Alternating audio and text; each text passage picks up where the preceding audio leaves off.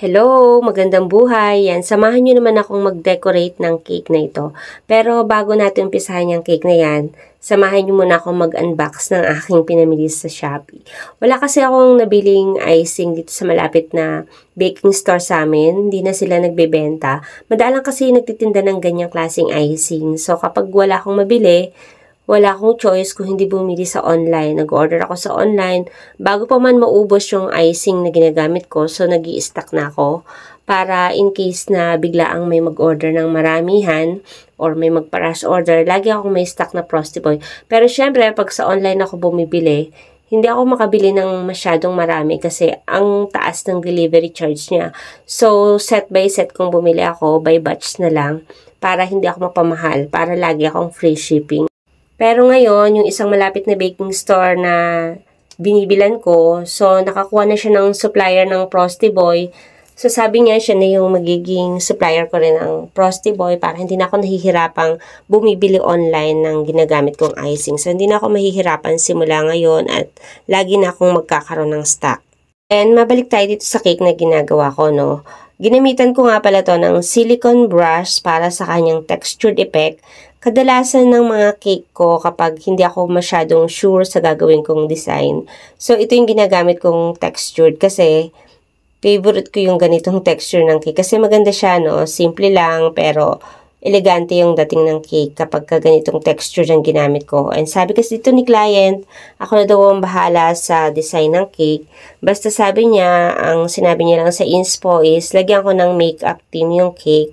And dahil teenager na nga yung magbe-birthday, so kailangan ko ng cake na medyo teeny look lang. So nilagyan ko siya ng ribbon para nandun pa rin yung pagiging teenager ng cake.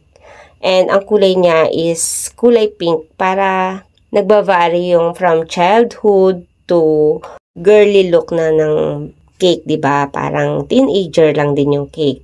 So ito na yung naging design ko.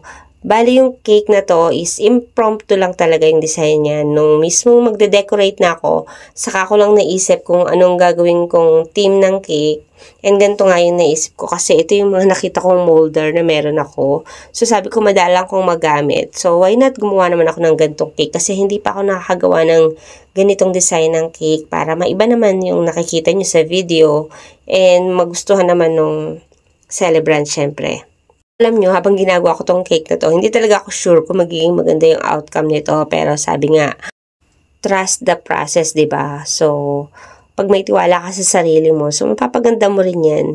Kailangan lang talaga habang gumagawa ka ng cake is gumagana rin talaga yung imagination mo para maging maganda rin yung outcome ng cake. Kung mapapansin nyo, yung cake nga pala na to ay walang cardstock topper.